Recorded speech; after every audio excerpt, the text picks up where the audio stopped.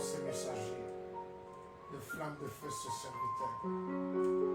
Alléluia, alléluia, alléluia. Merci Seigneur, merci Seigneur. Gloire et louange à ta Père. Sois béni, sois élevé parmi nos pères. Nous te disons merci cet après-midi. Merci pour ton peuple qui te suit en ce moment. Et merci aussi, Père, pour ce bien-aimé qui, jour et nuit, ne cesse de travailler pour le bien de ce ministère. Pense à eux, Père, et pense aussi à leur famille. Lorsque leur travail ne soit pas en vain, nous te bénissons, Père. Nous te magnifions. Dans le nom puissant de Jésus-Christ, nous t'avons ainsi prié. Amen. Amen. Bien-aimés, soyez les bienvenus encore une fois pour ce service de dimanche. Je bénis l'Éternel pour tout un chacun de vous. Et je prie que ce dimanche sera spécial pour vous, parce que le pouvoir de l'Éternel se manifestera dans votre vie.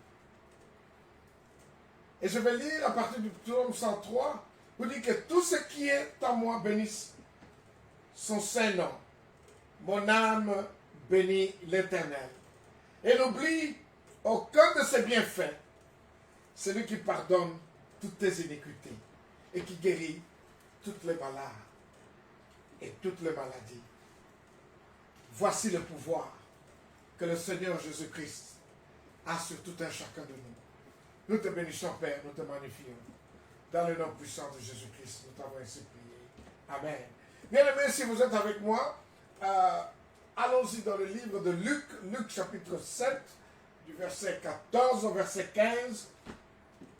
Et nous irons aussi au livre de Jean, l'évangile de Jean, chapitre 11, au verset 23 jusqu'au verset 24. Mais nous allons commencer à lire d'abord Luc 7, verset 14 au verset 15. Bien aimés, comme j'ai toujours eu l'habitude de vous demander de vous tenir debout si nous lisons la parole de Dieu, pour le respect, la gratitude et de la dignité que nous devons donner à notre Créateur. C'est ainsi que je vous demanderai de vous mettre debout, qu'on lise Luc 7, 14 à 15. Et de là, nous irons à l'évangile de Jean, verset 11 au verset 23 jusqu'au verset 25. Nous lisons dans le nom puissant de Jésus-Christ, Luc chapitre 7, verset 14 jusqu'à 15. Je lis dans le nom puissant de Jésus-Christ. Il s'approcha et toucha les cercueils. Tout ce qui le portait s'arrêtèrent. Il dit, jeune homme, je te le dis, lève-toi. Et les morts s'assit et se mit à parler. Jésus les rendit à sa mère.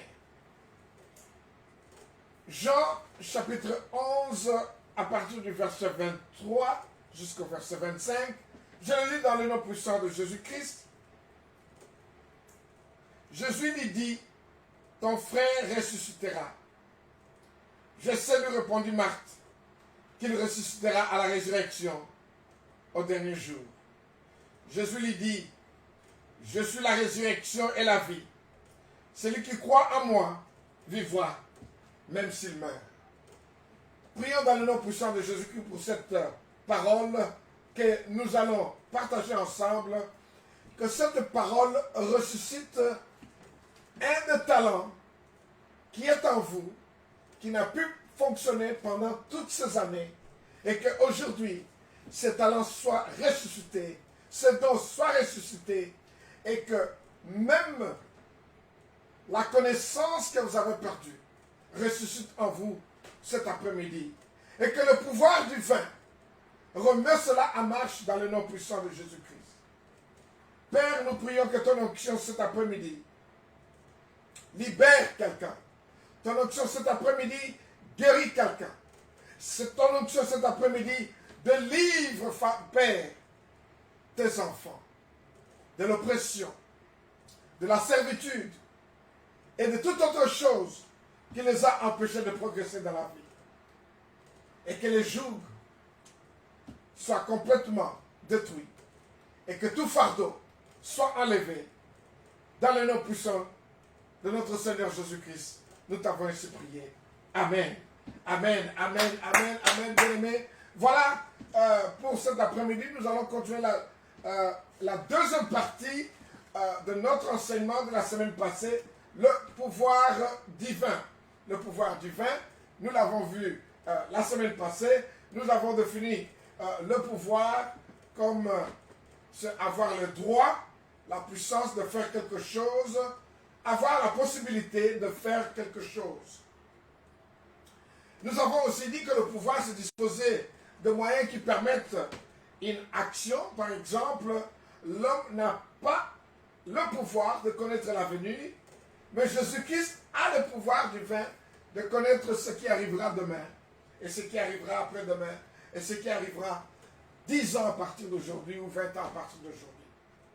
Nous avons encore défini le pouvoir comme la capacité légale de faire une chose ou le pouvoir qu'on vous a donné afin de pouvoir réaliser quelque chose. Et il faut savoir que le pouvoir est lié aux termes tels que le droit, le mandat, la mission.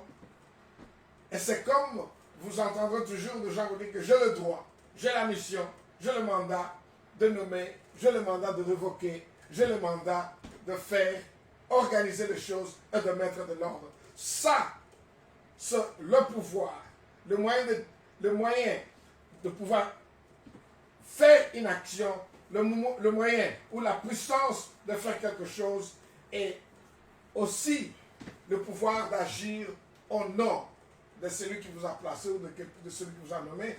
Nous appelons cela mandat. Et le mot pouvoir aussi est lié au mot tel que autorité, puissance.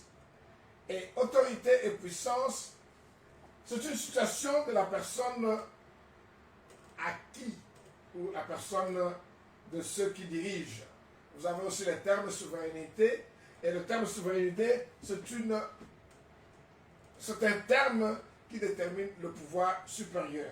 Et souvent, ce terme est tellement lié aux gens qui sont de monarques.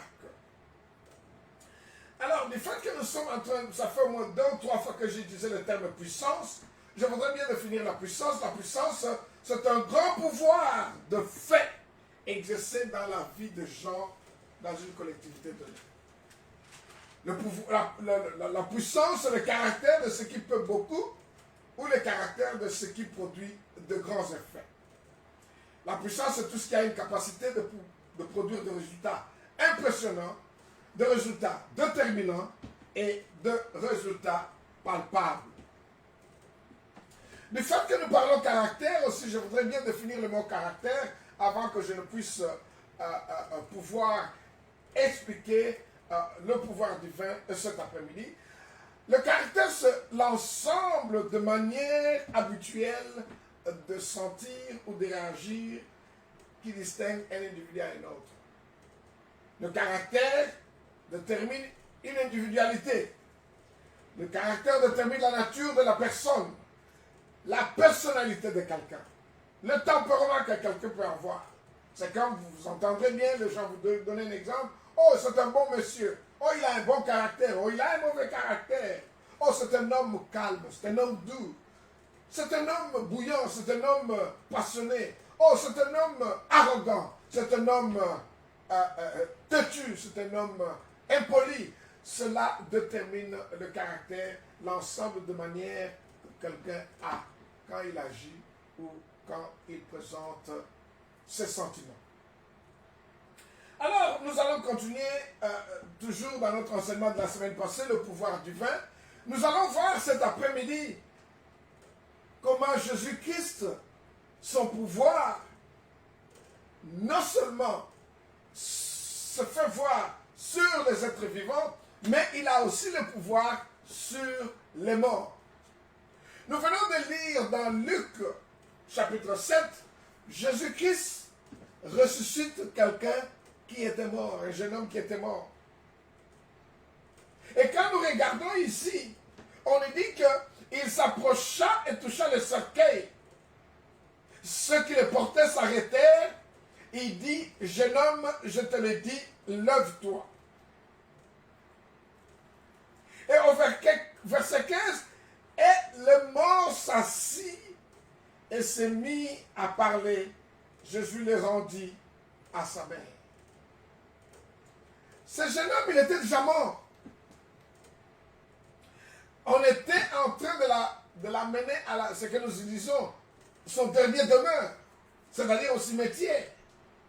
Mais eh bien, ce jeune homme a eu cette grâce de rencontrer Jésus-Christ, et Jésus-Christ va changer son état d'une personne morte à une personne vivante. C'est comme je vous ai toujours dit, bien-aimé, tu ne peux pas rencontrer Jésus-Christ et rester le même. C'est pratiquement impossible.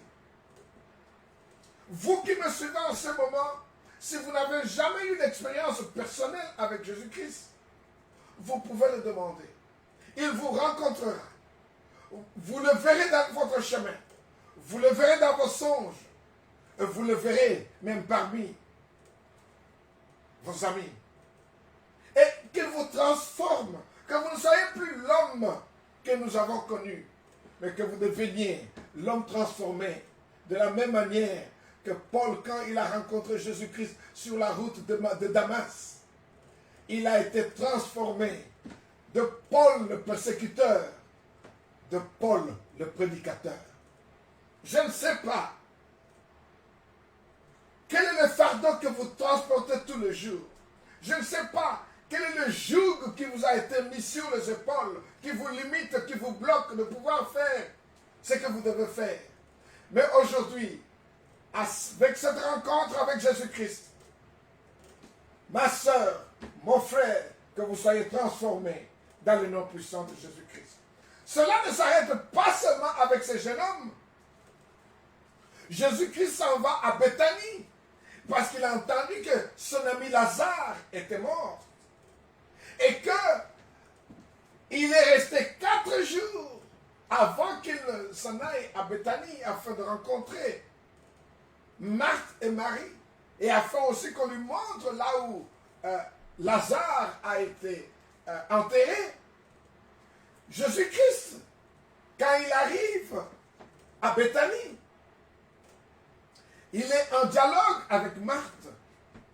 Il dit à Marthe, Marthe, ton frère ressuscitera. Ton frère va revenir en vie. Marthe lui dit, c'est vrai Seigneur, je sais.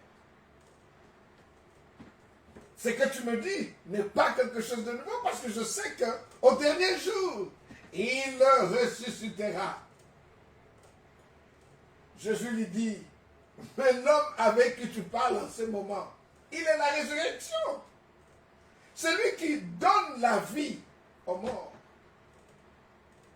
Donc le pouvoir de Jésus-Christ, c'est un pouvoir divin que Dieu lui a donné quand il a été avec nous sur la terre, afin de pouvoir résoudre tous ces problèmes dans nos sociétés.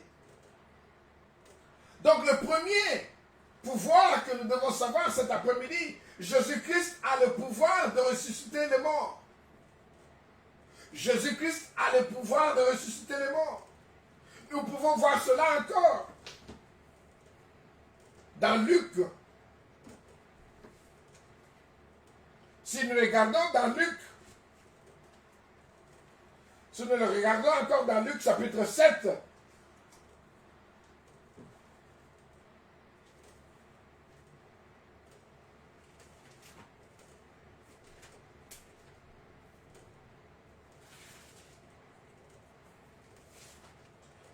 dans Luc chapitre 7, si nous le regardons encore,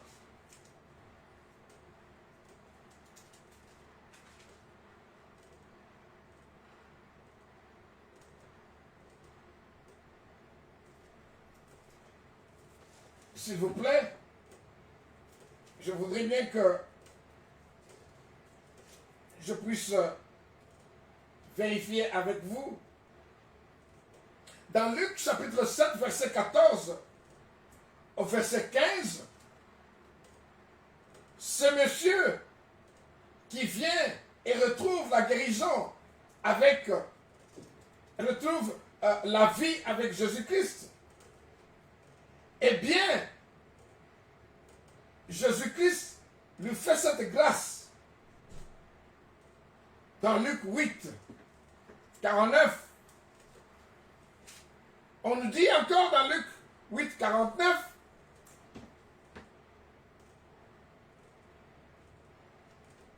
nous voyons cette fois-ci la femme, eh bien, Jésus-Christ l'appelle ma fille. Cette femme qui avait ce qu'on appelle un problème de sang. Regardez verset 49. Luc, chapitre 8, verset 49. Jésus lui dit, ma fille, ta foi t'a sauvée, va en paix.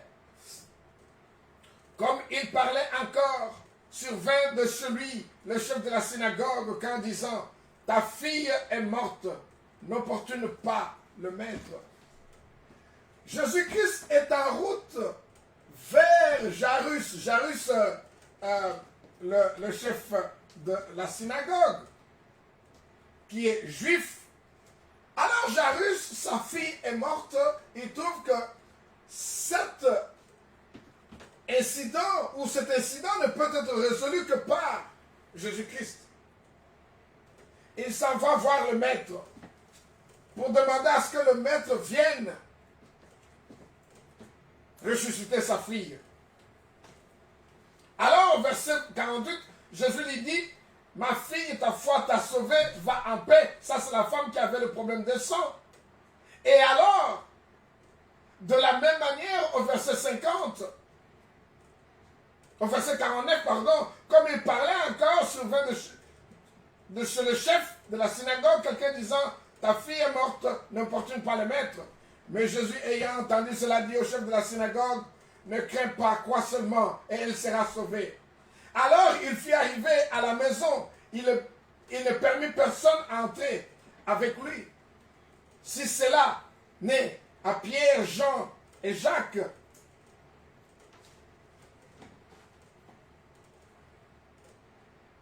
et au père et à la mère de l'enfant, de la fille, disons, tous pleuraient et se lamentaient sur elle. Alors Jésus dit, ne pleurez pas, elle n'est pas morte, mais elle dort.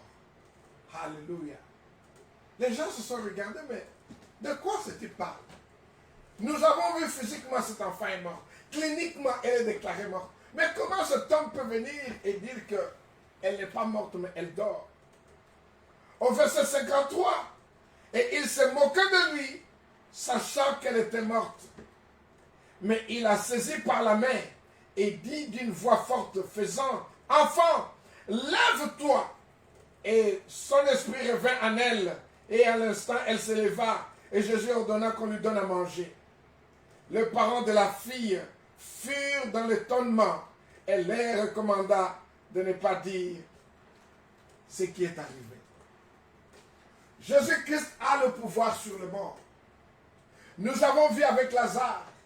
Nous avons vu avec le jeune homme qui était dans le cercueil, en route vers le cimetière. Dans ce cimetière, qui était le dernier demeure du jeune homme. Et nous voyons encore avec la fille de Jairus, le chef de synagogue, ou le dirigeant de synagogue. Même découragés par les siens qui sont venus les consoler. Bien-aimés, qu'est-ce que nous pouvons tirer comme enseignement là-bas? Les hommes peuvent te décevoir. Les hommes peuvent te rendre la vie dure. Ils peuvent t'angoisser. Ils peuvent te perdre de l'espoir. Ils peuvent bouger votre foi.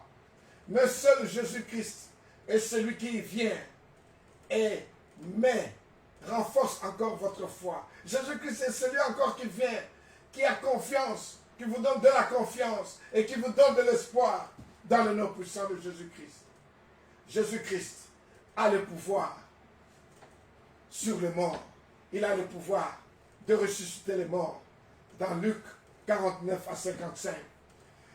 Le prochain pouvoir de Jésus-Christ, Jésus-Christ a le pouvoir de faire entendre sa voix aux morts et à leur restaurer la vie. Il ne leur ressuscite pas seulement, mais il leur fait entendre sa voix et leur restaure la vie. Nous allons bien voir cela, bien-aimés, dans Jean, chapitre 5, au verset 28. Dans Jean, chapitre 5, au verset 28. Ne vous étonnez pas de cela, car l'heure vient où tous ceux qui sont dans le sépulcre entendront sa voix et en sortiront. Ceux qui auront fait le bien ressusciteront pour la vie, mais ceux qui auront fait le mal ressusciteront pour le jugement. Soit celui qui ressuscitera pour le bien, soit celui qui ressuscitera pour la vie, parce que pendant votre séjour sur la terre, vous n'avez fait que du bien. Pendant votre séjour sur la terre, vous avez démontré l'amour. Pendant votre vie sur la terre, vous aviez la paix avec tout un chacun. C'est ainsi que dans Hébreux 12, 14, on dit, efforcez-vous d'avoir la paix avec toute personne et gardez votre sincérité cet été. Sans cela, vous ne verrez personne. C'est ainsi que Jésus-Christ vient nous dire, dans Jean 5, 29, il dit, ceux qui ont fait du bien, ceux qui ont vécu selon ma parole sur la terre, ceux qui ont gardé mes commandements, ceux qui ont fait la volonté du Père, ressusciteront pour la vie.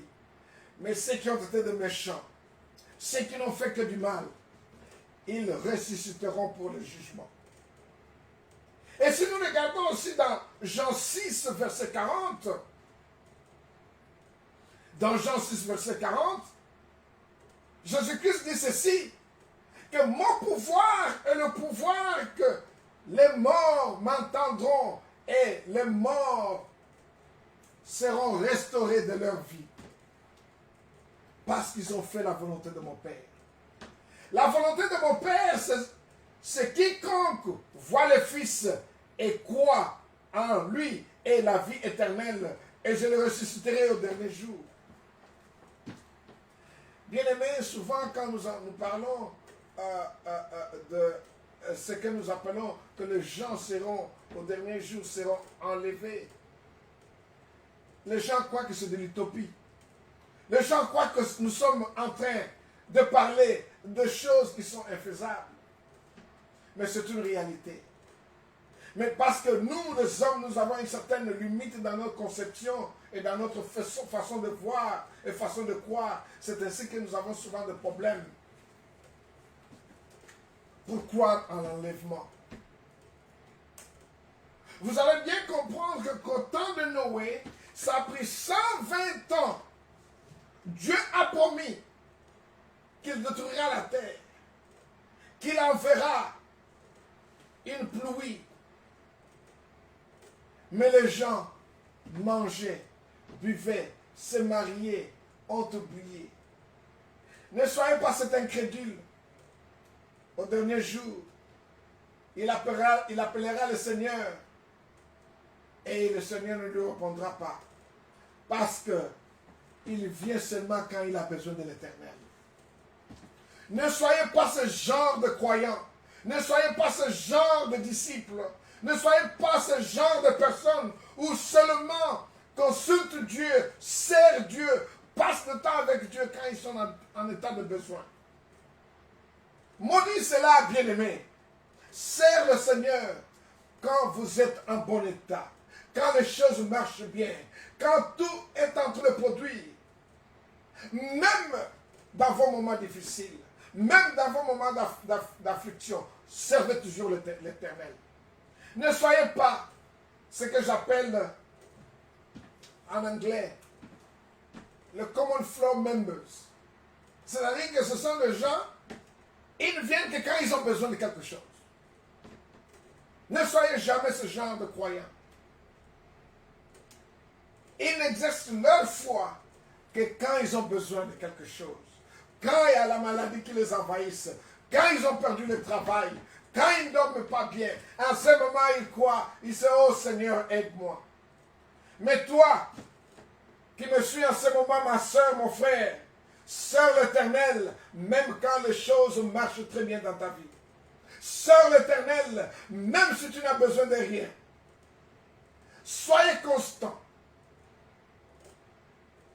Et vous verrez la gloire de Dieu.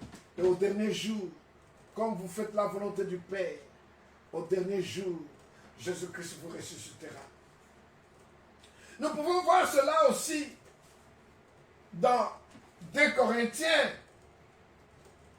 Quand nous regardons dans 2 Corinthiens chapitre 4, dans 2 Corinthiens chapitre 4, nous voyons encore le pouvoir de Jésus-Christ de faire entendre sa voix aux morts et que les morts aussi aient une vie restaurée. Dans 2 Corinthiens 4, 14, sachant que celui qui a ressuscité le Seigneur Jésus-Christ nous ressuscitera avec Jésus et nous fera paraître avec vous en sa présence. Gloire soit rendue à Dieu. Quel Dieu merveilleux que nous servons. La vie éternelle, ça coûte cher. La vie éternelle, ça se paye. Pas avec de la monnaie. Ça se paye par votre endurance, persistance et engagement à servir le Seigneur Jésus-Christ. Par votre constance à servir le Seigneur Jésus-Christ. Ça ne sera pas seulement avec l'argent. Si tu crois que tu ressusciteras de mort au dernier jour par l'argent, bien-aimé, tu te trompes. Tu ne sais pas de quoi est-ce que tu t'engages. C'est la foi qui te sauvera. La foi dans la parole de Dieu. La foi dans l'action de la parole de Dieu. Et la foi dans ton engagement. Et dans 1 Thessaloniciens, chapitre 4, au verset 16, dans 1 Thessaloniciens, chapitre 4, au verset 16, la Bible nous dit que car le Seigneur lui-même a un signal donné à la voix d'un archange et au son de la trompette de Dieu descendra le ciel et les morts en Christ ressusciteront premièrement. Reste dans le Seigneur Jésus-Christ. Parce que le bénéfice que nous avons, nous ressusciterons premièrement. Le reste après. D'abord ce qui appartient au Seigneur. Et voilà, bien-aimés, Jésus-Christ a le pouvoir de faire entendre sa voix aux morts et les restaurer la vie. Le troisième pouvoir de Jésus-Christ, Jésus-Christ a le pouvoir illimité. Nous allons nous attarder ici dans le pouvoir illimité de Jésus-Christ. Quand vous entendez illimité, c'est-à-dire qu'il n'y a pas de limite. Jésus-Christ, son pouvoir est sur la terre, son pouvoir est au ciel, son pouvoir est dans la mer, son pouvoir est sous la terre. Partout il est, il a du pouvoir qu'il peut exercer, qu'il peut le faire. Quand, comment, où, sans demander l'avis de quelqu'un. Le pouvoir de Jésus-Christ est illimité. C'est ainsi que quand il nous donne ce que nous appelons la Grande Commission, dans la Grande Commission, Jésus-Christ nous dit qu'il sera avec nous jusqu'à la fin. Voyons voir cela dans Matthieu chapitre 28. Dans Matthieu chapitre 28, verset 18. Dans Matthieu chapitre 28, verset 18, Jésus nous fait cette promesse, il dit ceci. Jésus s'étant approché, leur parla ainsi. Tout pouvoir m'a été donné dans le ciel et sur la terre. Allez et faites de toutes les nations de disciples, les baptisant au nom du Père, du Fils et du Saint-Esprit, et enseignez-leur à observer tout ce que je vous ai prescrit. Et voici, je suis avec vous tous les jours jusqu'à la fin du monde. Son pouvoir illimité nous dit qu'il sera avec nous jusqu'à la fin du monde, jusqu'à la fin de temps. Sur la terre, bien-aimés, je ne peux vous dire combien il est influent au même moment à plusieurs endroits sur la terre. Sur tous ces 5 continents que nous avons sur la terre, Jésus-Christ est présent. Il est présent avec moi maintenant, il est présent en Inde, il est présent en Nouvelle-Zélande, il est présent à Kikwit, il est présent au Cap Vert, il est présent en Afrique du Sud, il est présent dans les Antilles, il est présent au Canada et il est présent, bien-aimé, au Nigeria. En ce moment même, c'est ça qui fait son omniprésence. C'est ça qui fait de lui le Dieu puissant. Il est puissant. Le pouvoir de Jésus-Christ est illimité. Il sait toutes choses. Dans son pouvoir illimité, il sait toutes choses. Dans Matthieu 17, 27. Dans Matthieu 17, 27, le pouvoir de Jésus-Christ est illimité et il sait toutes choses. Voici dans Matthieu 17, 27, mais pour ne pas le scandaliser, va à la mer, jette la maison et tire le premier poisson qui viendra, ouvre-lui la bouche et tu trouveras un statère. Prends-le et donne-le pour moi et pour toi. Oh, gloire soit rendue à Dieu. Jésus-Christ démontre à nouveau son pouvoir illimité. Pourquoi, bien-aimé? Ici, nous voyons le pharisien à Capernaum. Ils viennent lui demander s'il est acceptable ou s'il est permis de payer vos impôts ou vos tributs à César. C'était une piège qu'on tendait au Seigneur. Laissez-moi vous lire tout le contenu dans Matthieu 17 à partir du verset 24. Lorsqu'ils arrivèrent à Capernaum, ceux qui percevaient le deux drachmes s'adressèrent à Pierre et lui dirent: votre maître ne paye-t-il pas de deux drachmes? Oui, dit-il. Et quand il fut entré dans la maison, Jésus le prévient et dit: qu'est ensemble Simon, le roi de la terre, de qui perçoivent-ils des tribus ou des impôts? De leurs fils ou des étrangers? Il lui dit: des étrangers. Et Jésus lui répondit: les fils en sont donc exemptés. Mais, pour ne pas les scandaliser, va à la mer, jette la maison et tire le premier poisson qui viendra. Ouvre-lui la bouche et tu trouveras un statère. Prends-le et donne-le-leur pour moi et pour toi. Parce que sachez que, bien-aimés, ce pharisien cherchait toujours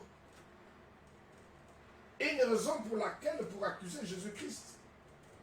Mais ils ne savaient pas qu'ils avaient affaire à quelqu'un qui a un pouvoir illimité, qui voit les choses avant que ça ne s'opère et qui connaît la volonté ou qui connaît le cœur de tout un chacun. Et alors, on lui tend cette piège en commençant à parler à Pierre. Mais lui qui prévoit et qui voit les choses en avance, il dit à Pierre, va faire la pêche, travaille, tu auras de l'argent. Le premier poisson que tu obtiendras, ouvre la bouche, l'argent miraculé, va et paye à ces hommes et à ces femmes. Parce que ces hommes tendent la piège. Ils ne veulent pas savoir si réellement Jésus-Christ paye ses tribus ou pas. Tribus, ça veut dire impôt ou taxe. Et alors, Jésus-Christ leur fait voir qu'il est le maître et qu'il connaît tout. Et Pierre vient et paye les tribus à César. Le pouvoir de Jésus-Christ est tellement illimité, il sait toutes choses. Nous le voyons aussi dans le livre de Jean chapitre 2, au verset 25. Jean chapitre 2, au verset 25. Jean chapitre 2, verset 25. Nous voyons aussi, et parce qu'il n'avait pas besoin qu'on lui rende témoignage d'aucun homme, car il savait lui-même de ce qui était dans l'homme. Jésus-Christ n'avait pas besoin que l'homme soit là pour lui défendre, parce qu'il savait que il connaît bien le cœur de l'homme. Bien-aimé, l'homme, son cœur est tellement décevant. Si on ouvrait nos cœurs, tu ne croiras pas si on te dit ce qu'on a trouvé dedans. Mais pour que ce cœur soit acceptable, que ce cœur soit une habitation à l'Éternel, il faudra que toi tu sois dans l'Éternel et non l'Éternel en vous. Parce que si tu es dans l'Éternel, il prend tous tes fardeaux, il prend tous tes mal, il les transforme en bien. Mais vous devez faire sa volonté. Alléluia. Jésus-Christ a le pouvoir illimité parce qu'il a nourri plus de 5000 personnes. Nous pouvons le voir dans Matthieu chapitre 14. Bien aimé, je vais un peu m'attarder ici au chapitre 14 pour qu'on en parle un tout petit peu. C'est vrai qu'on écrit que Jésus-Christ a nourri 5000 personnes. Mais en réalité, ce n'était pas 5000 personnes, c'était plus de 5000 personnes. Pourquoi? Parce que dans la tradition juive, on ne compte pas les enfants moins âgés ou les enfants en dessous de 13 ans. On ne les compte pas. On ne compte pas les femmes. Par exemple, si vous venez dans ma maison et que vous nous trouvez assis, ou vous vous trouvez assise, on te dit, il y a combien de personnes là-bas? Vous direz qu'il n'y a qu'une seule personne. On ne comptera pas ma femme. On ne comptera pas mes filles. On dira seulement qu'il y a une seule personne dans cette maison. Et alors, Jésus-Christ a nourri miraculeusement 5000 personnes. C'est seulement les hommes qu'on a comptés. Et quand on parle des hommes ici, des hommes qui sont prêts pour la guerre, les hommes qui peuvent aller à la guerre. On n'a pas compté les handicapés, on n'a pas compté les vieillards. La réalité des choses est telle que, bien aimé, comme je vous le présente cet après-midi, Jésus-Christ a nourri plus de 5000 personnes. Regardons-le dans Marc, dans Matthieu chapitre 14, à partir du verset 15 jusqu'au verset 21. Le soir étant venu, les disciples s'approchèrent de lui et dirent, ce lieu est désert et l'heure est déjà avancée. Renvoie la foule afin qu'elles aillent dans le village pour s'acheter de vivres. Jésus leur répondit, ils n'ont pas besoin de s'en aller. Donnez-leur vous-même à manger. Mais il lui dit, nous n'avons ici que 5 pains et 2 poissons. Et il dit, apportez-le-moi. Il fit asseoir la foule sur l'herbe, prit les 5 pains et les 2 poissons, et levant les yeux vers le ciel, il rendit grâce, puis il les rompit. Il les rompit, le pain, et le donna aux disciples afin qu'ils distribuent à la foule. Tous mangèrent et furent rassasiés, et l'on emporta 12 paniers pleins de morceaux qui restaient. Ceux qui avaient mangé étaient environ 5000 hommes, sans les femmes et les enfants. Voyez le pouvoir illimité de Jésus-Christ. Voyez, bien-aimés, comment Jésus-Christ, à partir de 5 pains et de 2 poissons, il fait nourrir plus de 5000 personnes. Le pouvoir de Jésus-Christ est illimité parce que il a pu multiplier les pains et les poissons. Il n'a pas seulement le pouvoir sur les êtres vivants, il n'a pas seulement le pouvoir sur les morts, il a aussi le pouvoir sur toutes choses qu'il a créées sur la terre. Il est capable de multiplier ce dont tu as besoin afin que tu aies de l'abondance. N'est-ce pas quand nous regardons Jean 10, 10, il dit le voleur ne vient que pour voler, dérober et détruire. Mais moi je suis venu afin que vous ayez ce que nous appelons la vie Zoé. La vie Zoé, c'est-à-dire que la vie en abondance.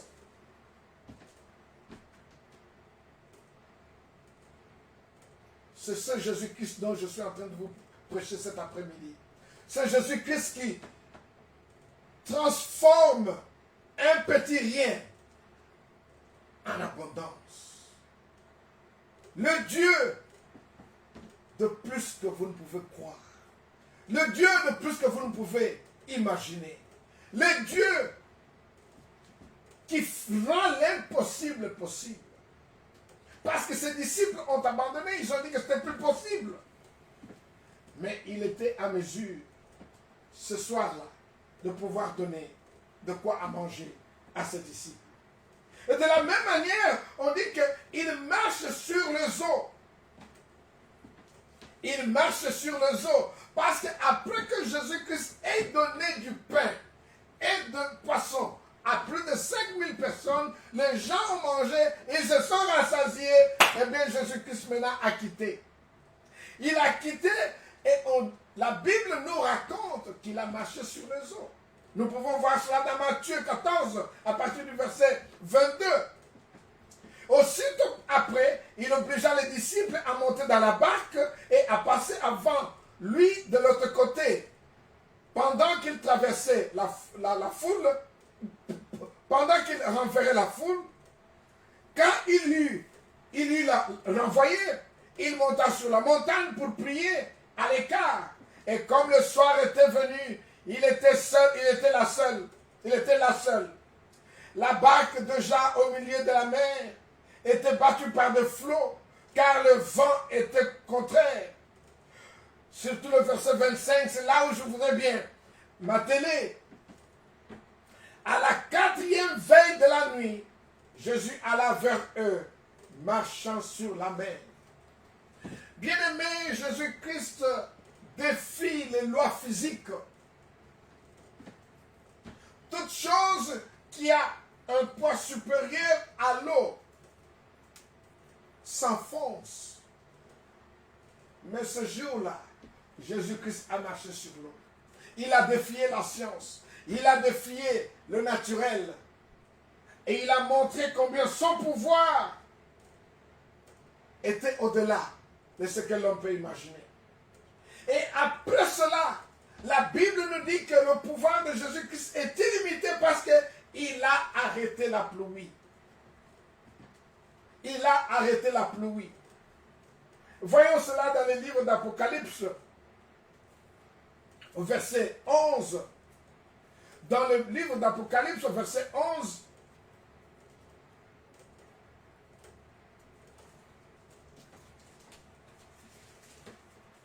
Le livre d'Apocalypse au verset 11, au chapitre 11, pardon, verset 6. Chapitre 11, verset 6, Jésus-Christ a marché, a arrêté la pluie. Et ils ont le pouvoir de fermer le ciel afin qu'il ne tombe point la pluie pendant le jour de leur prophétie. Et ils ont le pouvoir de changer les eaux en sang et de frapper la terre de toute espèce de plaie chaque fois qu'ils vendront. Chaque fois qu'ils le voudront, Jésus-Christ est capable de le faire. Bien-aimés, vous vous rappellerez de Moïse en Égypte, où Dieu a transformé toutes les rivières en sang. Jésus-Christ a arrêté la pluie dans Apocalypse 11, 6. Jésus-Christ a aussi calmé la tempête dans Matthieu 8. Il a calmé la tempête et la mer. Dans Matthieu 8, 26. Dans Matthieu 8, 26. On dit que Jésus-Christ apaisa la tempête. Il leur dit, pourquoi avez-vous peur, gens de peu de foi? Alors il s'éleva, menaça le vent et la mer, et il y eut un grand calme. Ces hommes furent saisis d'étonnement. Quel est celui-ci, disent-ils, à qui obéissent même le vent et la mer? Le pouvoir de Jésus-Christ est tellement illimité. Le pouvoir de Jésus-Christ ne sont pas ni seulement sur les êtres vivants, ni seulement sur le monde, ni seulement sur les eaux, ni seulement sur la pluie, mais il a le pouvoir sur la tempête et la lumière. Oh, bien-aimé, Jésus-Christ a aussi le pouvoir de pouvoir pénétrer dans des endroits impénétrables, dans le mur, dans des endroits où il n'y a même pas de porte. Jésus-Christ est capable d'entrer. Quand nous regardons dans Jean 20, 20, Jean 20, 20, dans Jean chapitre 20, verset 20, quand je dis 20, 20, ça n'a rien à voir avec le vin. Tout ce que je voudrais bien vous dire, c'est dans Jean chapitre 20, verset 20. Et quand nous regardons Jean chapitre 20, verset 20, la Bible nous dit que Jésus-Christ a passé à travers le mur. Rien ne peut l'empêcher. Parce que il est plus que le mur. Et quand il dit cela, il leur montra ses mains à son côté. Les disciples furent dans la joie et voyant le Seigneur. Jésus leur dit de nouveau, la paix soit avec vous. Comme le Père m'a envoyé, moi aussi je vous envoie. Après ces paroles, il souffla sur eux et leur dit, recevez le Saint-Esprit.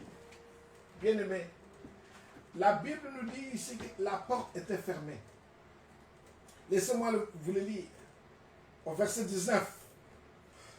Le soir de ce jour qui était le premier de la semaine, les portes du lieu où se trouvaient les disciples étaient fermées à cause de la crainte qu'ils avaient de Juifs.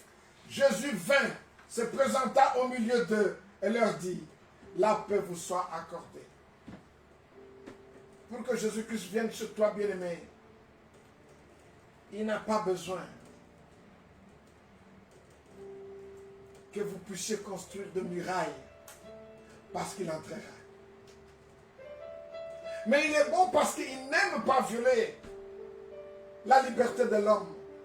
Il dit toujours, je me tiens à la porte, je frappe. Si tu ouvres, j'entrerai et je passerai mon temps avec toi et nous souperons ensemble. Et enfin, bien-aimé, pour clôturer, Jésus-Christ a le pouvoir sur toute vie. Jésus-Christ a le pouvoir sur toute vie. Tout ce qui est vivant, comme nous le disons dans Psaume 150. Si vous avez la Bible là-bas, regardez dans Psaume 150.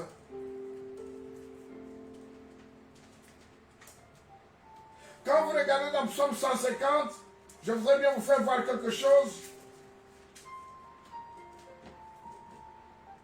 Regardez au verset 6. On dit, tout ce qui respire loue l'Éternel. Mais je viens d'ajouter cet après-midi, tout ce qui a la vie loue l'Éternel. Tout ce qui a la vie loue l'Éternel. Parce que l'Éternel Jésus-Christ a le pouvoir sur toute vie. Et bien avant que je ne puisse prendre ma chaise, nous allons le lire dans Jean 10. Et nous le terminerons dans Jean 17. Dans Jean 10, 17 à 18, on dit ceci. Le Père m'aime parce que je donne ma vie afin de la reprendre. Personne ne me l'ôte, mais je la donne de moi-même. J'ai le pouvoir de la donner et j'ai le pouvoir de la reprendre. Tel est l'ordre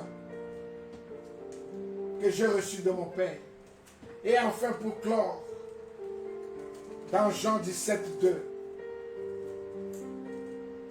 Selon que tu lui as donné le pouvoir sur toute chair, afin qu'il accorde de la vie éternelle à tous ceux qui lui a donné. Voilà, Père, ta parole a été prêchée à tes enfants. Bien-aimés, je ne sais pas qu'est-ce qui vous limite en ce moment. Qu'est-ce qui vous trouble? Où se trouve votre problème? Qu'est-ce qui ne marche pas dans votre vie? L'homme de Galilée, Jésus-Christ de Nazareth, il a le pouvoir, le plein pouvoir sur toutes choses. Présente-lui son problème. Même pour 2 minutes, ouvre ta bouche et présente-lui ton problème. Il est bon et il est merveilleux d'écouter ta parole et de te répondre. Tu as besoin de quoi? Tu as besoin d'enfants. Oh, il est à mesure de le faire. Tu as besoin de mari. Oh, il est à mesure de le faire. Tu as besoin d'une femme. Oh, il est à mesure de le faire. Oh, tu as besoin de travail. Oh, bien sûr qu'il a la mesure de le faire. Tu as besoin de t'acheter une maison, une voiture. Tu as ce besoin d'être un promoteur du royaume de Dieu. Oh, c'est vrai, il a mesure de le faire. Tu veux être celui qui sera un exemple dans la société. Oh, c'est vrai, Jésus-Christ est à mesure de le faire. Parle-lui cet après-midi. Donne-lui ton cœur. Continue toujours à le servir. Continue toujours à l'appeler. Dans tes moments de détresse, il te répondra. Il te donnera ce dont tu as besoin. Il t'enseignera ce que tu dois faire. Voilà, bien-aimé, je suis arrivé à la fin de mon enseignement. La réalisation me dit déjà que nous sommes presque à l'heure. Nous devons respecter l'heure. L'heure, c'est l'heure. Avant l'heure, ce n'est pas l'heure. Après l'heure, ce n'est plus l'heure. Mais je voudrais bien vous donner l'opportunité de recevoir Jésus-Christ comme Seigneur et Sauveur. Si vous ne l'avez jamais fait, saisis de ce moment. Tout ce que vous avez à dire, se répétez ces mots après moi. Seigneur Jésus-Christ, je crois que vous êtes le Fils éternel de Dieu le Père. J'accepte que vous êtes mort et ressuscité au 3e jour. J'accepte que vous intercédez pour nous auprès du Père et vous êtes assis à la droite du Père. Oh, je crois en vous, Seigneur Jésus-Christ. Je me répands cet après-midi.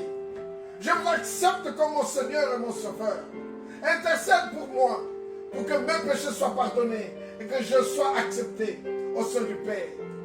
Merci Seigneur, au nom du Père, du Fils et du Saint-Esprit. Amen. Voilà, bien-aimés, vous êtes devenus le juste de l'Éternel. Tout ce que vous avez à faire maintenant, trouvez-vous une église dans votre localité ou dans votre arrondissement ou votre commune. Commencez maintenant régulièrement à aller dans le service de l'Éternel. Passez des moments de qualité et lisez la parole de Dieu chaque jour. Et l'Éternel, au travers du Saint-Esprit, vous aidera afin de pouvoir devenir assidu dans la parole de Dieu et de le servir. Et pourquoi pas un jour prêcher à ma place cette parole qui donne vie et cette parole qui nous rend toujours auprès du Père des hommes justes, des hommes fidèles, des hommes consistants. Et que l'amour de l'Éternel ne part pas pour vous. Merci encore une fois, bien-aimés. N'hésitez pas toujours à nous faire vos donations ou vos dons et donnez toujours pour que le travail de l'Éternel aille vers l'avant. Nous avons nos comptes bancaires qui sont dans les écrans, qui viennent au bas de l'écran. Contactez-nous et juste faire un transfert bancaire ou émettez un chèque de là où vous êtes. Nous apprécierons beaucoup cela. Mais n'oubliez pas, comme la Bible nous dit dans Matthieu 6,38, quand vous donnez, il vous sera donné en retour. Et la façon de vous recevoir en retour sera au-delà de votre imagination. Je bénis le Père, je bénis le Fils et je bénis le Saint-Esprit. Et je prie que votre destin, vous ne le manquerez pas. Et que l'Éternel sera toujours avec vous. Et que votre maison, tous les jours de votre vie, vous bénéficierez de bénédictions de l'Éternel. Tous ceux qui étaient malades, je prie encore que l'Éternel te guérisse. Que l'Éternel te donne la vie abondante.